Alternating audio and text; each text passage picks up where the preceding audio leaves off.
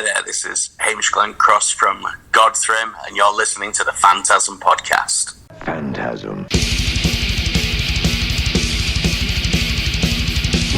Maximum terror. That's your target audience, baby! Phantasm. And you know something? I sort of enjoyed it. Phantasm. Sell the metal! Sell the metal! Sell the metal! Sell the metal!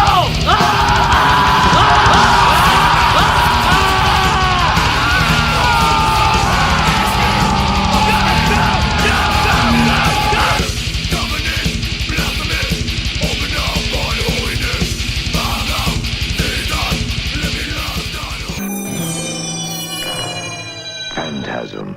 Hey, this is Dr. Vincent West, Medical Doctor of the FANTASM Podcast. Very excited today. We have Hamish from Godthrymm, their new album Distortions, which comes out August 18th. August the 18th, that's right. And Found your record. this record is incredible. So, real quick, how did the band come to be? How did the band form before we jump into this great record? Sure. So I was out touring in the band Fire, doing the Decibel tour stateside, part of a touring package that, as well as Fire, we were lucky to be touring with Paul Bearer and Converge and At the Gates. And made very close friends with Paul Bearer, and they'd been big fans of some of the music I'd done in the past with like My Dying Bride and Solstice, and they were very interested to hear stories and things about the creation of some of those older records. And then when I heard them playing on what they were doing, it was just beautiful, and it just really helped reconnect me with my love of this style of music, this evocative, doom laden, guitar-based music, and when I came back off that tour, I spoke to some old friends from the previous aforementioned bands, and thought it would be really fun to kind of revisit that style. And, Excuse me, folks. And then we jammed out some old favourites, had a good time, enjoyed each other's company, and then before I knew it, we were kind of writing some new material. Rushed into the studio, did the first EP. And then kind of once that was done, we did a couple of shows, and then started realizing, okay, we can kind of take this a bit more seriously, really. And when Fire came to an end, this was my sole concern, and has now then developed into a very, personal project that I'm very, very proud of, and so happy to see it evolve into this new album, Distortions, and I can't wait for folk to hear it, if they like this kind of music. Absolutely. Real quick, so Fire, wasn't somebody, and you have to forgive me because I know of the band, but I'm not familiar with the band, so I don't talk out of my ass on stuff, but that was somebody from Paradise Lost in that band with you? That's right. Yeah. Greg McIntosh, who's lead guitarist in Paradise Lost. Fire was the project he did following the death of his father, and wanted to use it as a vehicle for grief. It was quite an angry, crusty, death metal, punky, with some doomy kind of overtones in there as well. And on the albums, he played guitar as well as vocals. I played guitar as well, and then live I was lead guitarist whilst he was solely doing vocals. So so there's the big Paradise Lost connection. We've been friends for many, many years, and this is quite a it's quite a small but quite tight-knit community in the north of England here, and home to some great bands. And then, and forgive me on this as well, I just wanted to just clarify, just because what did you do several records with My Dying Bride, or were you just a live member? Or you have to forgive my ignorance on this, I don't know. No problem at all. I spent 15 years in My Dying Bride, and as contributing to the writing and recording of the albums from Dreadful Hours through Songs of Darkness, Line of Deathless Kings, For Lies I Sire. Wow. Map of All Our Failures, and then the EPs as well that we did, including my personal favourite, The Beast, that was the Bargist of Whitby as well. Oh, incredible. So, yeah. I haven't listened. A significant part of my life. Incredible. I listened to them when I was growing up,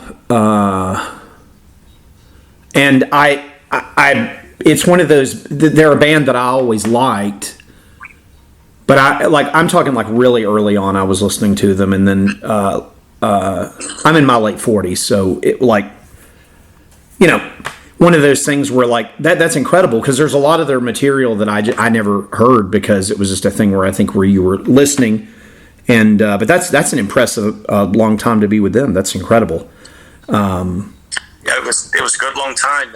15 years in My Dying Bride, 9 years in Fallen Fire. A long passage of time, but that was very much throughout all that time. Either being kind of part of kind of elective vision, or very much driven at times by someone else's quite strong vision as well. So that's why it's quite a different situation finding myself in, where I'm really quite steering the ship. Oh, sure. Of Godthrymm. Get a great contribution from Sean and Bob and Catherine, bringing in with their stuff as well. Absolutely. But the kind of the genesis of each song really quite kind of begins kind of solely with myself, and then they expand upon that and really make it shine. So with Distortions, and we'll just jump right into it. As Titans, what can you tell us about the first track? As Titans, I think this was the perfect opening song for us, really. I thought this was very much a statement of intent. I think it kind of really, as a single song, can crystallize what the band is about and where we are right now. It's got the big classically doomy guitars in here. It's got some good slab heavy riffing, some real nice layered harmonies in there. The vocal style is quite representative of the album in this cleaner style of vocal that I'm doing. Catherine's vocals are beautiful in there. There's the ambient section, and then this great huge crushing kind of ascension of multi-part guitar harmonies towards the end. So I really think, as far as a statement of yes, this is us right now, I think it's the perfect opener. It's a song about living through the trials and tribulations throughout life, the scars we pick up on the way, and it's it's very positive in some ways. It's it maps out a journey, and each kind of bump in the road is something that helps towards who we are and where we're going. Absolutely, it's a hell of a way to kick the record off. What about track 2, Devils? So Devils is an older song for us. That one is the only song that dates back to from the first album, and even before then. That's a song we've been playing live for a few years. We didn't put it on the first album because it didn't quite seem to suit at that point in time. We returned to it, tightened it up a bit, added more additional kind of harmonies to make it suit the current sound of the band. And it was the last song we recorded for this album, because we didn't even know we were recording it for the album. We went into the studio with very much plan to do what we were referring to as the big six of the songs, and then if there was time, let's just throw this song out as well, because we should just bash it out fairly easy, because it's a real heads down, hair and tattoos, headbanger kind of song. Right. And when we recorded it was just like, wow, it just had extra kind of kick and a lift that the album would benefit from so much. So this is our it's like a mid-paced, very riffy kind of song, and then it sat well to add more contrast to the album too. So a good song. I like that. and our video as well. Ash Pierce, wonderful director, he's done videos for Valenfire and Paradise Lost, and I think Evil as well. And it was just wonderful to be able to get a video showcasing the band as it is now in a very kind of honest, well lit, this is us kind of fashion. Excellent. What about track 3, Echoes?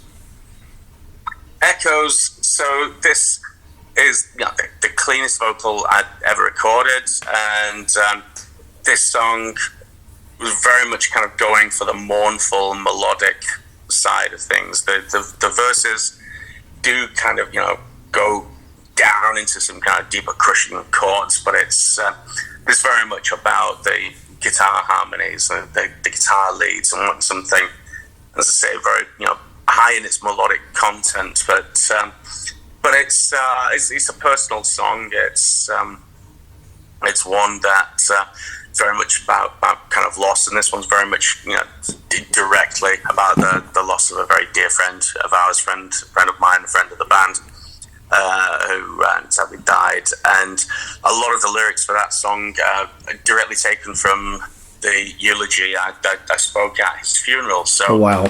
It's a personal song, this one, and one that I hope you'd be proud of to hear. I'm sorry about your friend. That's thank you. Great song, and I like it. It's definitely a departure from As Titans, And then with you saying the Devils being an older track, it's definitely a departure. But I like it. It's still in the same vibe, Cool. So we had Echoes out as kind of the first single, and to kind of really showcase to people exactly how much of a departure we kind of made from the first album, which I think was quite dense in its tone. This is very much an evolution of the sound and the band. So we came out with that first, and then Devils kind of being the flip side of the coin as well. So we're a mournful, melodic one side, and other side much more head down, heavy metal. Right. Excellent. What about track 4, Obsess and Regress? Obsess and Regress. So this is the one song on the album that we've also got our live guitarist Al featured on. For a long time, we were just a single guitar band in the live setting. But, when I'm writing, I very much write for multiple guitars, multi-part harmonies. So we needed a live guitarist, and so that's where Al came in, and thought it would be just wonderful to actually had him on a song on the album. So we got the pink guitar pedals, the fuzz pedals out for some big sludgy tones, and it's heavy, it's sludgy, it's nasty. And originally I was doing all lead vocals for it, but I dare say I was getting a bit of a kind of a Crowbar kind of vibe to it, really, with the way my vocals were going. And I thought, okay, well, let's just try something else. And then we experimented with having Catherine singing the verses, and all of a sudden that was kind of lending an almost Aussie type quality to the vocals, and then offsetting with the choruses was just like, this is great, this is wonderful. And then midsection of very much kind of an early 90s Bradford doom sound, and it's great. It's a good fun song, and it's one that we've played live a couple of times now,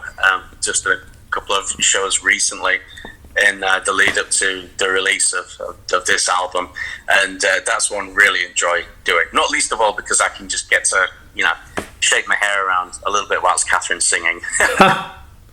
Yeah, she's incredible, by the way. Very impressed. Yeah, she's awesome. A wonderful addition to the band. Yeah, stellar.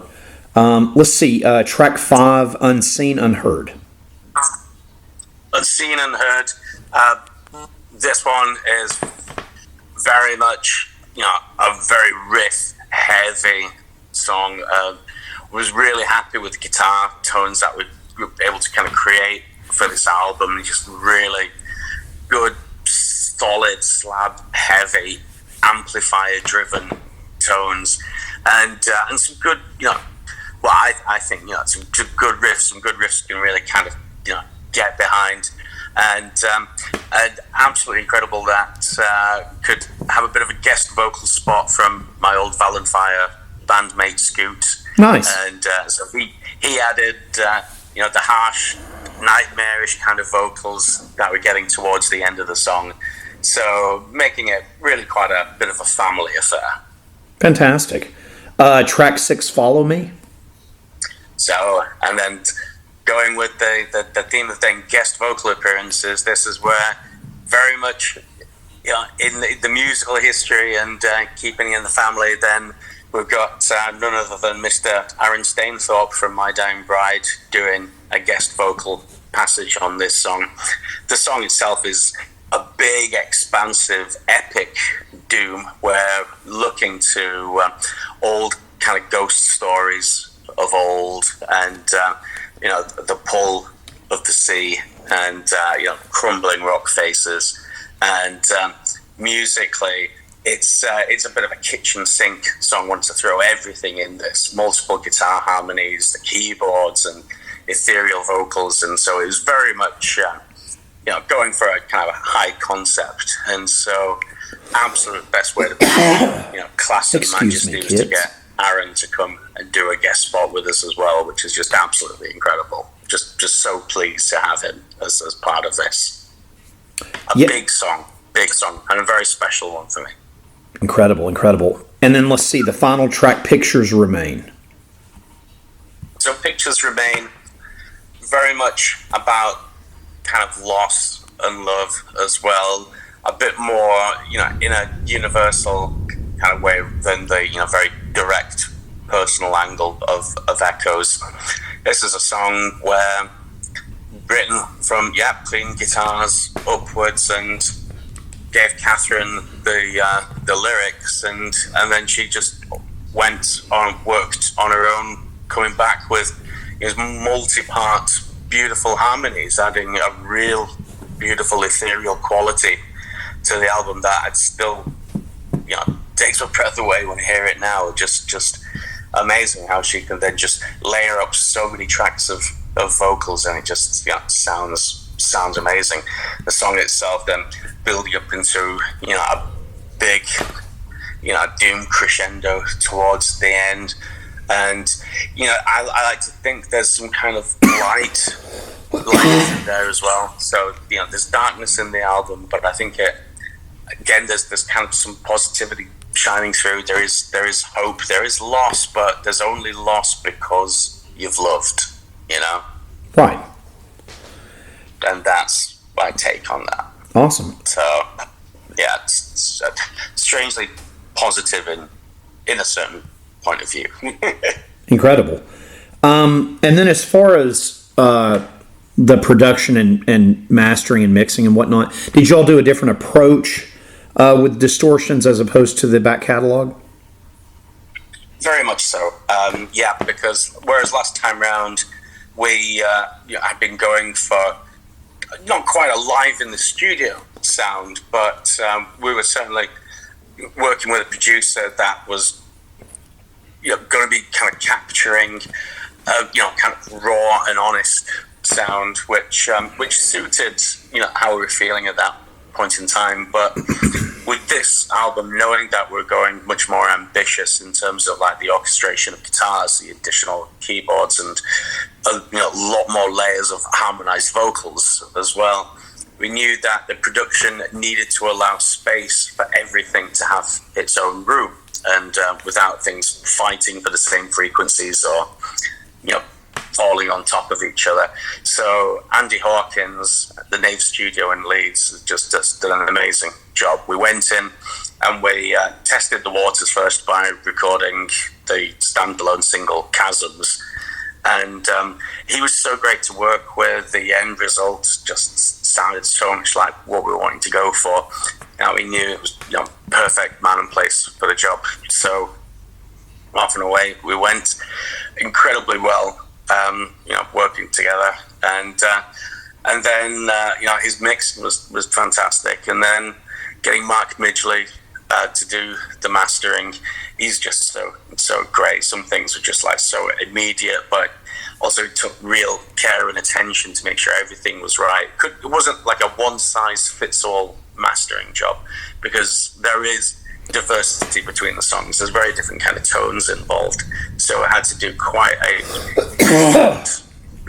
mastering process for each kind of song individually, but yet still making it sound cohesive as a big whole as well. And I think he did an amazing job. Everyone involved in this album was just done an incredible job. Andy Green doing the artwork, Ralph in his photographs. It's just so lucky, and feel very fortunate to have such great people on board with this project as well. Did it take you all a long? Oh, I'm sorry. Did it take you all a long time to record the album? It was recorded over quite a period of time. We did it in a couple of different separate phases as well, because there are original guitar tracks that the drums went on to, but then the performance of the drums was so great. I just wanted to kind of go back and redo so much guitars again.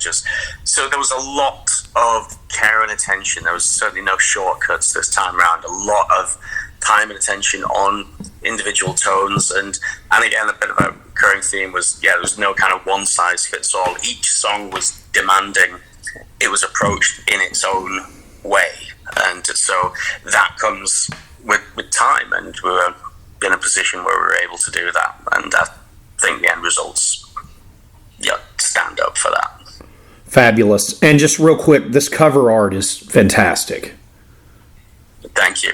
Amazing job done by Andy Green, who's a very dear friend and past collaborator as well. He did artwork for My Dying Bride in the past as well, done a video for My Dying Bride in the past, and also he did the animated video that we've got for the single Chasms as well, which if you've not seen that, please do check out the Chasms video, because what he created is just a wonderful piece of work there. It's a beautiful piece of visuals.